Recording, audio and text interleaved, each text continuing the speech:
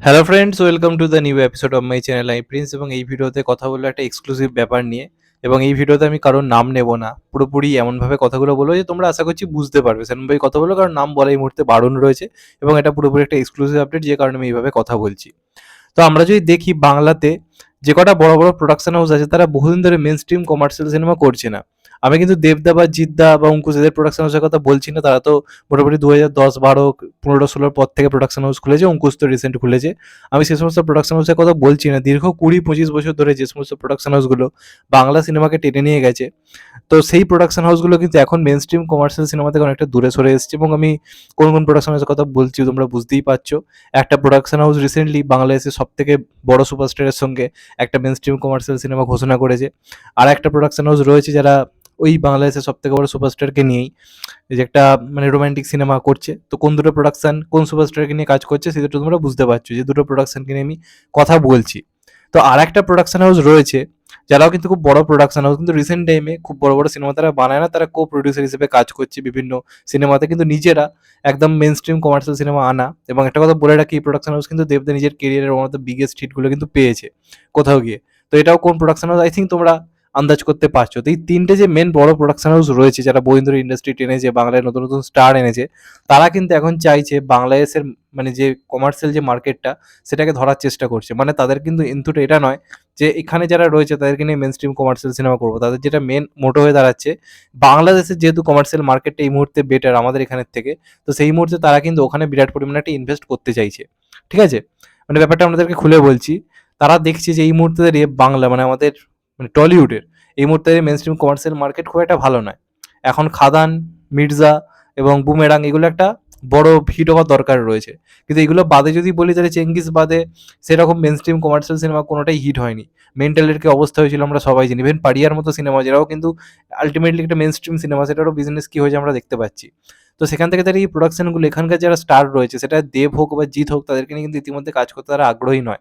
কারণ তারা শুধুমাত্র নিজেদের সুবিধাটা দেখছে। তারা দেখছে এই মুহূর্তে এটা করাটা ইনভেস্ট হবে না। মানে তারা মানে প্রচন্ড একটা কি বলবো বোকার মতো মানে কাজ করছে, এক প্রকার ভিতুমি করছে, যে এই মুহূর্তে দাঁড়িয়ে যদি করি আমার কি লাভ হবে, আমি কত ইনভেস্ট পাবো। তো যে কারণে তারা কি করছে, এই মুহূর্তে যেখানে দেখছে লগ্নি করা সহজ, সেটা হচ্ছে বাংলাদেশ ইন্ডাস্ট্রি। কারণ বাংলাদেশের এই মুহূর্তে সব থেকে বড় সুপারস্টার আমরা কে সবাই জানি। তো তার সঙ্গে কিন্তু এখানকার প্রোডাকশন হাউসগুলো কাজ করতে অলরেডি রাজি। ইতিমধ্যে একটা প্রোডাকশন হাউস মোটামুটি কুরবানি ঈদের টাইমে একটা বিগ মাস মুভি আনছে, বিগেস্ট অ্যাকশন মুভি আনছে ওখানকার সব থেকে বড় সুপারস্টারের সঙ্গে। আই থিঙ্ক কোন প্রোডাকশন হাউস বলছি বুঝতে পারছো। তো ওটাই কিন্তু শেষ নয়, সেই সুপারস্টারের সঙ্গে তাদের কিন্তু অলরেডি আর একটা চুক্তি নাকি হয়েছে, এবং সেখানে নাকি বাংলার ওয়ান অফ দ্য বিগেস্ট মানে পরিচালক আর কি ওরা ডাইরেক্ট করবে, এমন কিন্তু খবর উঠে আসছে। এটা গেল একটা দিক। মানে এই শুধুমাত্র ওই সিনেমাটা করে কিন্তু তারা থামছে না। তারা বাংলাদেশের মেইন স্ট্রিম কমার্শিয়াল সিনেমায় কিন্তু আরও বড় মার্কেট করতে চাইছে, যে কারণে ওই সুপারস্টারের সঙ্গে তাদের কিন্তু বড়সড় কিন্তু চুক্তি হয়েছে। এছাড়া আরেকটা যে প্রোডাকশন হাউস রয়েছে যারা অলরেডি একটা রোমান্টিক অ্যাকশন মুভি আর কি ঘোষণা করেছে, এটার পোস্টার এসেছিল মোটামুটি আমরা যদি দেখি সরস্বতী পুজোর দিনে। এটাও কোন প্রোডাকশন হাউস বলছি বুঝতে পারছো। তাদেরও কিন্তু আরও বড়সড় কিছু প্ল্যানিং রয়েছে বাংলাদেশের মার্কেটে। কারণটা কি? কারণ তারা এটাই জানে ওই সুপারস্টারের সিনেমা যদি খারাপ হয় বা ভালো হয় সেটা চলে যাবে। সবথেকে বড় উদাহরণ হচ্ছে রিসেন্টলি তার মানে রেকর্ড ব্রেকিং একটা সিনেমা যেটা বাংলাদেশের বক্স অফিসে একটা হিউজ বিজনেস করেছে। তো তার প্রতি তারা বিরাট রকম কিন্তু চুক্তি করতে চাইছে। এর ফলে কি হবে, তারা যদি কো-প্রোডিউসার হিসেবে যুক্ত থাকে ওই প্রজেক্টগুলোর সঙ্গে, তারা কিছুটা লাভ তারা পাবে। তাই না? ধরুন ওই সিনেমাটা ওখানে তুমি কথার কথা ধরে নিচ্ছি 10 থেকে 12 কোটি কি 15 কোটি ধরুন বিজনেস করলো। তো তারা যদি কো-প্রোডিউসার হিসেবে কাজ করে, তাহলে ওখান থেকে তারা সিনেমার লাভবাংশে বিরাট একটা লাভ করতে পারবে, যেটা এখানকার মেইনস্ট্রিম কমার্শিয়াল থেকে হচ্ছে না। যে কারণে তারা এই মাথাটা খাটিয়েছে। আর আল্টিমেটলি তারা কো-প্রোডিউসিং করে এই যে ইন্ডিয়াতে যে রিলিজ দেওয়ার ব্যাপারটা করছে, তারা এখানে জানে যে রিলিজ দিয়ে খুব একটা কিছু লাভ হবে না। মানে ওই সুপারস্টার সিনেমা এখানে যে বিরাট আহামরি চলবে এমন কিন্তু ব্যাপার নয়।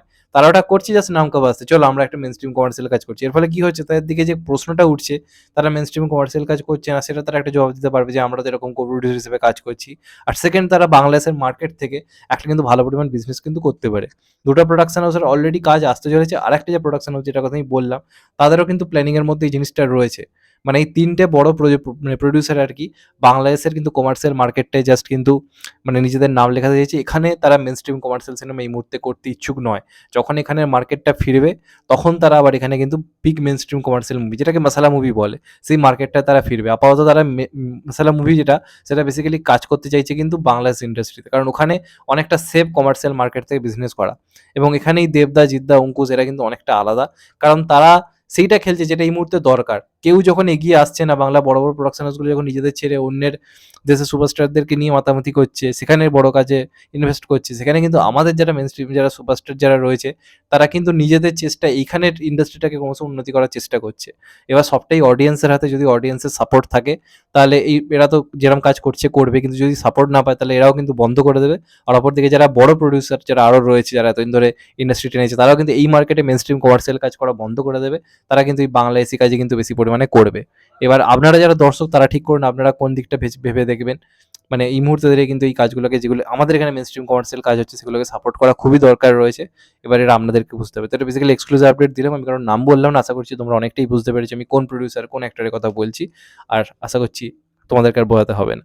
তো এটাই ছিল বেসিক্যালি আজকের আপডেট। চ্যানেলটা নতুন হলে চ্যানেলটাকে সাবস্ক্রাইব করে দিও and hit the bell icon. ভালো থেকো সবাই, টেক কেয়ার, নমস্কার, আবার দেখা হবে। এখন তো ভাই সবাই ভালো থেকো, সুস্থ থেকো, নমস্কার, টেক কেয়ার, আবার দেখা হবে।